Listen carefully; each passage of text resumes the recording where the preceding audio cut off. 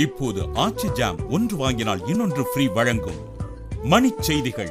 இணைந்து வழங்குபவர்கள் அரசன் சோப், ரொம்ப ரொம்ப நல்ல சோப்.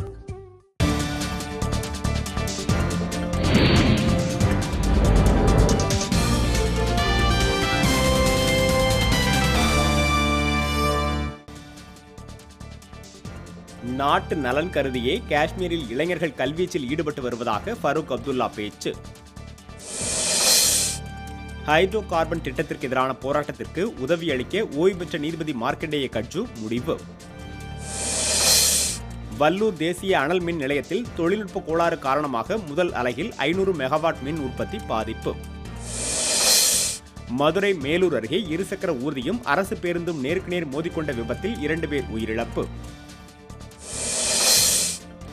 நெடுஞ்சாலையோர மதுக்கடைகளை மூடாவிட்டால் தமிழக அரசு மீது நீதிமன்ற அவமதிப்பு வழக்கு பாமக அறிவிப்பு.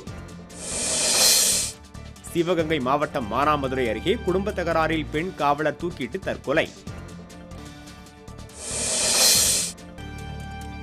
காஷ்மீரில் கடும் பனிப்பொழிவு நிலவுவதால் வரும் 12ஆம் தேதி வரை பள்ளி கல்லூரிகளுக்கு விடுமுறை. உத்தரப்பிரதேச அரசின் வேளாண் கடன் தள்ளுபடி அறிவிப்பு கண் துடைப்பு நாடகம் என விவசாயிகள் புகார். ராஜஸ்தானில் நெடுஞ்சாலையோர மதுக்கடைகளை உடனே மூடுமாறு கிராம மக்கள் ஆர்ப்பாட்டம். சிரியா அரசுக்கு ஆதரவு தெரிவிப்பதை ரஷ்யா மறு ஆய்வு செய்ய வேண்டும் என அமெரிக்கா எச்சரிக்கை. இப்போது ஆச்சி ஜாம் ஒன்று வாங்கினால் இன்னொன்று ஃப்ரீ வழங்கிய மணிச் செய்திகள். இணைந்து வழங்கியவர்கள் அரசன் சோப், ரொம்ப ரொம்ப நல்ல சோப்.